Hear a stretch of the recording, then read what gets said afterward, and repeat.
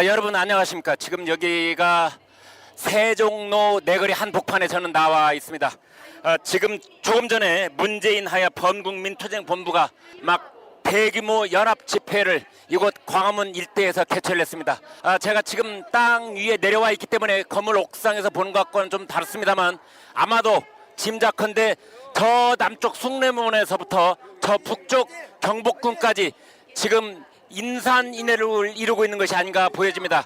인근에 있는 시청역, 광화문역, 종강역에서 군중들이 열차에서 내리는데 매우 큰 어려움을 겪고 있다는 소식이 전해지고 있습니다. 이어서 계속 말씀드리도록 하겠습니다.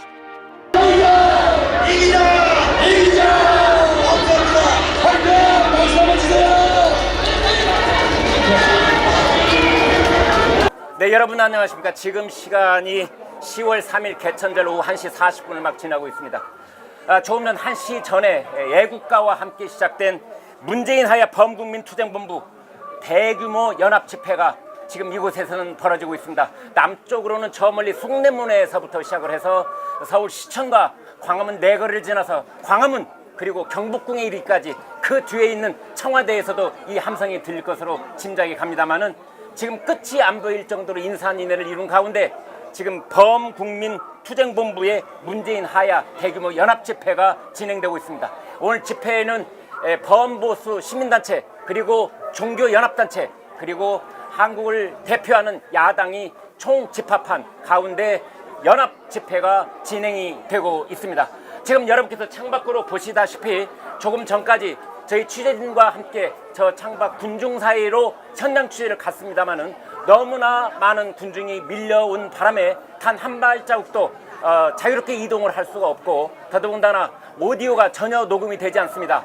따라서 지금 저는 그 바로 옆에 있는 찻집 2층에 올라와서 여기도 물론 아주 조용한 분위기는 아닙니다만 그래도 여기는 주위에 있는 분들이 협조를 해주신 관계로 다소 조용한 가운데 실방송을 녹화로 여러분께 중계하고 있습니다.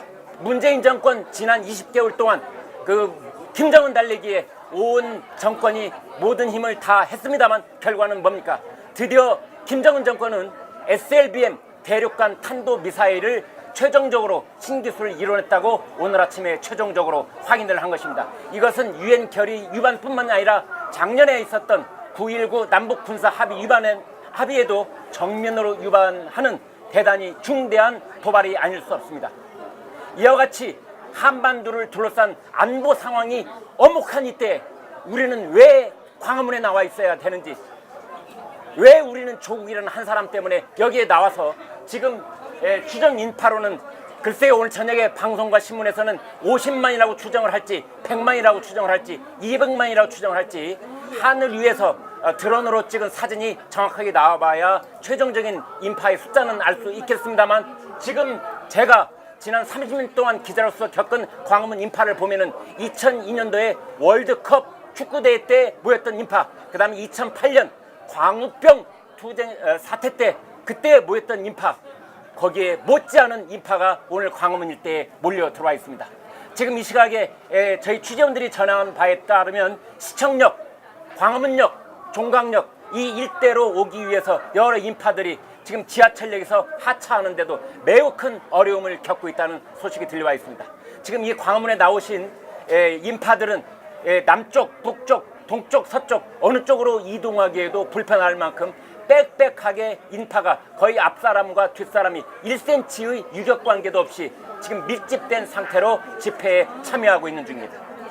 네, 조금 전까지 광화문 내거리에서 현장의 함성 소리와 태극기, 성조기 물결이 뒤덮인 가운데 현장 상황을 전해드렸습니다.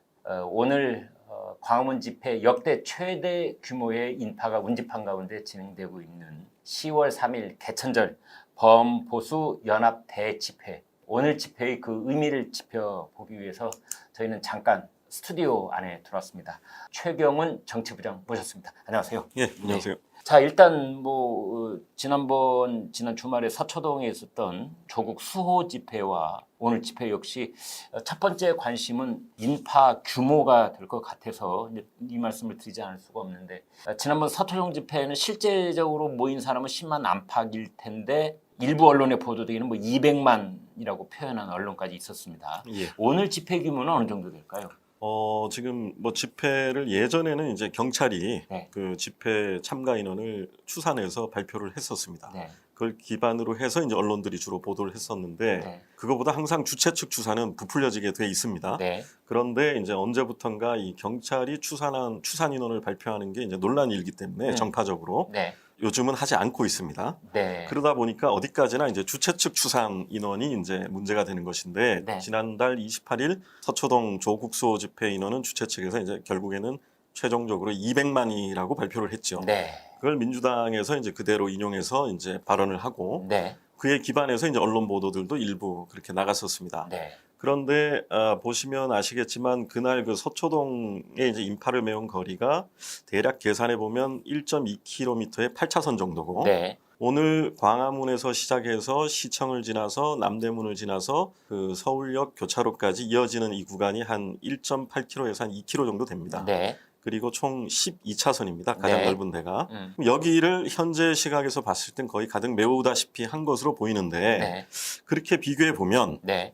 지난번 그 서초동 집회 주최 측 추산으로 보면 그게 200만이니까 그러니까 그 사람들의 셈법에 따라서 오늘 집회를 계산해 보자 이런 거죠. 예, 그렇게 계산을 해본다면 예. 추산한다면 추산한다면 적어도 200만은 넘는다는 식의 계산이 나옵니다. 네. 무조건 200만은 넘고 면적 대비 저 사람들이 200만을 계산했던 그 면적을 오늘 개천절 광화문 집회의 면적으로 확산을 해보면 네. 곱하기를 해보면 적어도 200만보다는 넘고 예. 뭐 혹자는 한국당에서는 지금 300만이 모였다 뭐 이런 잠정적인 중간 결과가 나와 있습니다만 예. 그리고 지금 집회 참가 인원을 가지고 조금 참고해 볼 것이 네. 오늘 집회가 이제 광화문을 중심으로 해서 이제 서울역까지 이어지는 구간에서 열리고 있지 않습니까? 네. 기억하시겠습니다만 이제 국정농단 사태 때문에 2016년 10월부터 이제 광화문에서 촛불 집회가 열렸죠. 네. 그때 당시에 가장 많이 모였을 때 10월부터 12월 사이에 네. 150만에서 200만이라고 이제 주최 측에서 발표한 계산이 있습니다. 네. 그걸 참조해 보면 네. 오늘 이 광화문 일대에서 지금 진행되고 있는 집회 참가 인원도 뭐 그에 준해서 한번 추산해 볼 수 있지 않겠나 이렇게 생각해 볼 수 있겠습니다. 네. 저희가 현장에 나가서 취재한 것을 지금 이 시각 다시 수합을 해보면은 지방에서 올라오는 일부 군중들의 경우에 용산 그리고 삼각지, 남영동 이 부분에서부터 버스를 내리지 않을 수 없었고 그곳에서부터 쭉 걸어오면서 사람을 헤치면서 광화문을 향해서 운집하는 그런 광경을 볼 수 있었다고 그래요. 그 다음에 광화문 집회에 참석하기 위해서는 시청역, 광화문역, 종강역, 경복궁역 뭐 이 근처에서 내려야 되는데 현장에서 광화문을 내린 사람들 말에 따르면 인파를 헤치고 역을 빠져오는데 매우 어려움을 겪었다 뭐 이런 말이 나와 있습니다. 최 부장도 그렇고 저도 그렇고 2002년 한일 월드컵 때 광화문에 모였던 인파 그 다음에 2008년 광우병 사태 때 광화문을 메웠던 인파 저희들이 다 취재를 현장에서 했고 경험도 있습니다. 2002년 한일 월드컵 때 광화문 일대에 모인 그 응원단 규모가 최대 800만 명까지 새아렸던 기억이 납니다. 오늘 제가 뭐 과학적으로 정확하게 따져보지는 않았습니다만 현장에서 인파를 헤치면서 느낀 경험으로는 그 뒤에 교황이 이 광화문을 방문했을 때의 그 인파, 2002년 월드컵 집회 때의 인파, 그 다음에 광우병 사태 때의 인파, 그에 버금가는 또는 그보다 더 많은 그런 인파가 오늘 모였다. 뭐 이런 일단 느낌을 말씀드릴 수 있을 것 같습니다. 인파의 규모는 조금 더 정확하고 과학적인 추산이 나오면 전해드리도록 하고 오늘 집회에 관한 여러 정치적 의미를 한번 짚어보도록 하겠습니다. 자, 최 부장. 네. 일단은 지금 그 윤석열 검찰총장이 자기 나름대로 검찰에 관한 철학과 수사에 관한 자기 신념을 가지고 수사를 진행하고 있다가 민주당 혹은 청와대 혹은 대통령으로부터 직접 간접적인 압박을 받아왔지 않습니까? 그래서 네네. 혹시 수사가 주춤하는 것이 아니냐 뭐 이런 예. 얘기도 있었고 특히 지난 28일 조금 전에 말씀하셨던 서초동 조국수 집회로 인해서 어떤 심리적인 또는 그 이 검사들이나 수사관들의 영향이 있지 않을까 뭐 이런 얘기도 있었는데 오늘의 집회로 인해서 검찰과 윤석열 총장은 어떤 영향을 받게 될까요? 일단은 뭐 그 윤석열 총장은 네. 뭐 이렇게 지금 이번 조국 장관과 그 일가족을 상대로 한 수사에 착수한 이후에 이 공식적인 이 수사와 관련된 언급은 직접적으로 내놓는 건 없죠. 네. 그래서 저희가 그냥 그분의 머릿속을 그냥 한번 짐작해 볼 뿐인데 네. 윤석열 총장은 기본적으로 그동안 간접적으로 이렇게 검찰 관계자들을 통해서 이제 기자단에 전해지는 분위기를 보면 네. 그 정치적 고려는 없다. 네. 그리고 헌법과 법률에 따라서 원칙대로 수사한다. 네. 이런 기준으로 보면 네. 지난번 28일 서초동 집회에도 크게 영향을 받을 이유가 없는 것이고 하하. 오늘 광화문 집회에도 영향을 받을 필요는 없는 것인데 네. 그러나 그건 이제 뭐 이렇게 공식적인 얘기죠. 아무래도 검찰총장이지만 네. 대통령이 임명권을 가지고 있고 네. 그다음에 국민적 이 목소리가 이렇게 커지는 상황이라면 네. 그 수사에 움츠러들거나 또 찬성 또는 반대에 따라서 네. 수사에 상당한 그 심리적 압박을 총장이 받을 수밖에 없습니다. 네. 그리고 전직 총장들도 검찰 언론들도 하는 말씀이 네. 검찰총장의 자리에 가면 이제 상의할 사람이 없다. 하하. 그렇기 때문에 본인이 모든 것을 결단하고 네. 결론을 내야 되기 때문에 네. 심리적 압박을 상당히 받게 될 수밖에 없겠죠. 네. 그리고 더군다나 지금 대통령까지 직접 개혁 조치란 이름으로 조국 장관 수사 국면에서 검찰에 뭔가 부담스러운 어떤 지침을 내리고 있지 않습니까? 네. 그런 와중에 지금 이제 오늘 광화문 집회에서 조국 장관을 철저히 수사하라. 네. 원칙대로 수사하라는 국민 상당수의 목소리가 분출되는 것은 네. 윤석열 총장 입장에서 보면 뭔가 원칙대로 정도대로 수사하겠다라는 의지를 네. 계속 일단은 좀 유지할 수 있는 나름대로의 심리적 위안이나 명분이 되지 않을까 뭐 이렇게 짐작해 볼 수는 있을 것 같습니다. 그렇군요. 자유한국당 측에서 밝힌 오늘 대규모 연합 집회 중간 추산 결과가 300만 명이 모이는 것으로 오후 3시 현재 그렇습니다. 그런데 지금 문재인 하야 범보수 연합 집회 그 주최 측에서는 앞으로 3일 동안 철야 집회를 이어가겠다 이렇게 발표를 하고 있습니다. 그래서 오늘 인파가 최대 절정이 이르는 시각이 언제가 될지 오후 늦게까지 좀 현장을 지켜봐야 알겠습니다. 인파 규모에 관한 새로운 추산이 나오는 대로 시청자 여러분께 말씀드리도록 하겠습니다. 현재 오후 3시에 가까이 이르고 있는 이 시각 자유한국당 층에서는 오늘 300만에 이르는 인파가 광화문 일대에 운집한 것으로 발표를 했습니다. 자, 최 부장. 예. 그래서 오늘 집회가 있고 난 다음에 각 정당별로 여기에 대해서 이제 반응이 공식적으로 나올 것 같은데요. 네네. 일단 더불어민주당에게는 오늘 광화문 집회가 어떤 그 반응을 이끌어낼 수 있을까요?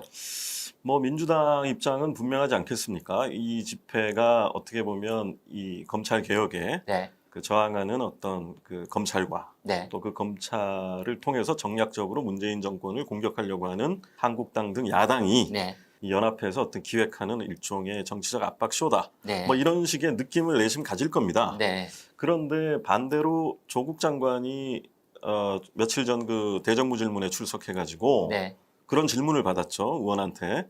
그 28일 서초동 촛불 집회에 수많은 인파가 나왔는데 그걸 본 느낌이 어땠느냐. 네. 그랬더니 자신은 부족하지만 자신은 질타하셨지만 검찰 개혁에 대한 국민적 열망이 분출된 것으로 본다. 그렇게 말했죠. 그러면 거꾸로 대입을 하면 네. 오늘 광화문 집회에 나온 국민들의 목소리도 네. 또 무엇인가에 대한 분출 아니겠습니까? 네. 그리고 그 가장 지금 광화문 집회에서 주장하는 핵심이 네. 조국 장관에 대한 부정의를 정의로 바꾸라는 이 요구기 때문에 네. 이 부분에 대해서 민주당으로서는 뭐 공식적으로 그런 반응을 보이진 않겠으나 네. 상당히 총선을 6개월 정도 앞둔 시점이기 때문에 네. 부담을 느낄 거라고 봅니다. 예. 네. 다시 한번 거듭 말씀드리겠습니다. 문재인 하야 범국민투쟁본부와 자유한국당 측에서는 오늘 주간 집회가 끝난 다음에는 청와대까지 행진을 하겠다 이렇게 발표를 했습니다. 조금 전 말씀드렸다시피 3일간 철야 집회를 이어가고 오늘은 청와대 앞까지 행진을 하겠다고 얘기를 했습니다. 현장을 갔다 와 보니 앞사람, 뒷사람, 옆사람, 왼쪽, 오른쪽 할 것 없이 거의 조금의 틈도 없이 밀착된 상태로 300만에 이르는 군중이 밀집해 있기 때문에 물론 어린이도 있고 여성도 있고 젊은 사람도 있고 그러나 그중에는 나이 연만하신 그런 분도 많았습니다. 이렇게 일찍이 경험해 보지 못한 수많은 군중이 밀집된 상태로 몇 시간을 현장에 있다 보면은 특히 나이 드신 분 같은 경우에 혹시 건강상의 안전사고가 있지 않을까 이런 염려도 됩니다. 제발 그 사고 없이 오늘 집회가 잘 진행되기를 그렇게 기원을 해 봅니다. 자, 최 부장, 예. 이제 우리가 시각을 조금 넓게 생각을 네, 해 본다면 이제 오늘 현재 이 시각 문재인 대통령은 청와대에서 집회를 지켜봤을지 아니면 과거에 누구처럼 북악산에 올라가서 이 일대를 내려다 보였을지 알 수는 없습니다만 네. 문재인 대통령 본인과 문재인 정권, 청와대에는 앞으로 어떤 영향을 미치게 될까요? 오늘 집회가. 지금 문재인 대통령이 거의 한 달을 넘어서 지금 두 달을 향해 가는 이 조국 법무장관 사태를 결국은 조국 장관을 지키는 쪽으로 이 방향을 잡은 게 분명하지 않습니까? 네.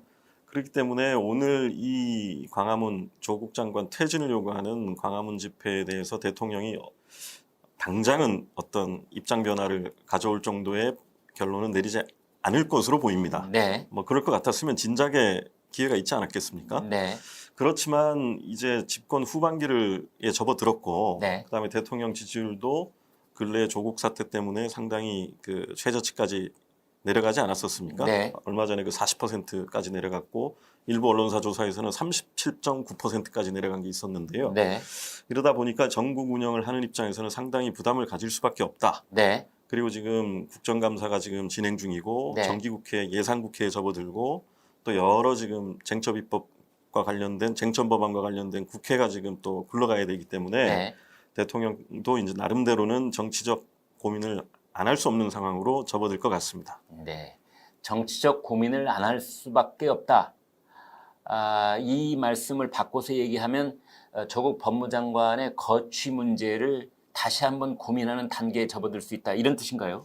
그 아까도 말씀드렸지만 당장 뭐 뭔가 가시적인 변화의 결단이나 움직임이 있을 거라고 보기에는 좀 어려울 것 같습니다. 그렇지만 정치인들이 또 내부 전략회의라든지 여러 가지 요인을 검토해서 전국 운영 방향을 구상을 해야 되지 않겠습니까? 네. 청와대나 여당으로서는. 네. 그런데 오늘 광화문 집회에 참여한 인파 수가 예상보다 훨씬 상회하는 수준의 최대 인파라는 평가가 나올 정도로 지금 추산이 되고 있는 상황이기 때문에 네. 이 결국은 이게 반문재인을 기치로 한 이 결집 아니겠습니까? 네. 이 부분에 대해서는 당연히 부담스러울 수밖에 없고 또 그에 대한 대책을 고민을 할 수밖에 없는 상황이 물밑에서는 있을 것으로 보인다 이 말씀입니다. 네. 예. 오늘 현장에서 최 부장도 그렇고 저도 그렇습니다만 현장에서 저희가 취재하면서 본 많은 플래카드에는 조국 구속, 조국 파면 뭐 이런 플래카드를 많이 볼 수 있었습니다. 최 부장 그렇지만은 이런 집회도 큰 그림으로 본다면 네. 결국은 반정부 집회다 이렇게 규정할 수 있지 않을까요? 그렇습니다. 네. 예. 왜냐하면 실제로 문재인 정권 그 퇴진 가능성이 있는지 모르겠지만 네. 이 집회에 참가한 분들이 주장하는 거나 피켓에 보면 문재인 정권 퇴진이라는 게 등장하고 있거든요. 네. 물론 정치적 성격의 구호적 성격도 강하죠. 네. 그렇지만 어쨌든 그 오늘 집회가 제 개인적으로 판단하기엔 조금 기존의 집회와 달라진 측면이 있다고 보는 이유가 네. 그동안 광화문이나 서울역 일대 또는 시청 주변 청계천 일대에서 있었던 그 반정부 보수 단체들의 집회 성격은 네. 어떻게 보면은 박근혜 전 대통령에 대한 탄핵의 부당성을 주장한다든지 네. 이러다 보니까 이 뭔가 그 반정부 투쟁의 명분에서 수동적이거나 좀 방어적일 수밖에 없죠. 예. 그런데 오늘 집회는 그동안 보수 진영이 문재인 정권을 비판하고 공격함에 있어서 찾지 못했던 하나의 근거를 찾은 측면이 있다는 겁니다. 네. 왜냐하면 조국이라는 정권 실세의 비리 의혹과 관련해서 이 현 정권의 어떤 좀 상식적으로는 이해하기 어려운 부당한 어떤 처리, 네. 그다음 검찰 수사에 대한 압박, 네. 정권의 압박 이런 것들이 이제 근거로 제시가 됐기 때문에 그동안 수세적이고 소극적인 입장에서 탄핵의 부당성을 주장하는데 그쳤던 수준이라면 오늘 집회의 성격은 어떤 대정부 비판의 근거를 찾게 된 그렇기 때문에 새로운 어떤 국면으로 접어들 수 있는 보수 결집이라든지 그동안 분열돼 있던 이런 계기가 될 수도 있다라고 아마 보수 진영 내부에서는 생각을 하고 있는 것 같습니다. 네. 자, 최 부장, 이번에는 이런 측면을 한번 짚어보지요. 만약 지난달 28일 토요일에 서초동 집회가 없었다면, 네. 조국 수호 집회가 없었다면, 예. 오늘 광화문에 범보수 세력이 이만한 규모로 모였을까요? 저는 그 말씀대로 네. 원래 이 10월 3일 개천절 집회는 28일 집회 이전부터 기획이 되고 추진이 됐던 건 사실입니다. 네. 물론 그렇다고 해서 10월 3일 집회가 조국 장관 사태와 무관하게 진행된 게 아니고 네. 조국 장관을 임명을 강행하면서부터 이제 이래 집회 준비 움직임이 있었거든요. 네. 그런데 28일 날 서초동에서 대규모 그 검찰 수사를 비판하는 집회가 없었다면 네. 이 정도의 인파가 모였겠느냐. 원래 어떤 심판론이 이 불이 붙으려면 네. 그 심판론에 불을 붙일 그 계기가 있어야 합니다. 네. 그런데 그 계기가 바로 28일 서초동 조국 수호 집회가 되지 않았나. 그러니까 서초동 28일 집회가 10월 3일 광화문 집회의 불쏘시개 역할을 그렇습니다. 한 예, 측면이 예. 없지 않아 예. 있다. 알겠습니다. 조금 전에 말씀드린 것처럼 자유한국당은 오늘 오후 3시 무렵 광화문 일대에 운집한 집회 인파의 규모를 300만으로 중간 추정 결과를 발표를 했습니다. 오늘 저녁 늦게쯤이면 최종적인 추정 결과가 나올 것으로 보입니다. 그때 다시 한번 전해드리도록 하겠습니다. 조금 전에 저희가 현장에서 말씀드린 것처럼 오늘은 북한이 신형 SLBM 잠수함 발사 대륙간 탄도미사일을 성공적으로 시험 발사했다. 북극성 3으로 일컬어지는 그 뉴스가 있었고, 다음에는 오늘 비가 올 것으로 예상이 됐었는데 태풍 미탁이 예상보다 하루쯤 먼저 한반도를 빠져나가 버리는 바람에 물론 경북과 부산에는 10명 가까운 사망, 실종, 매몰 뭐 이런 뉴스가 전해지고 있습니다만 광화문에는 오늘 비가 오지 않았습니다.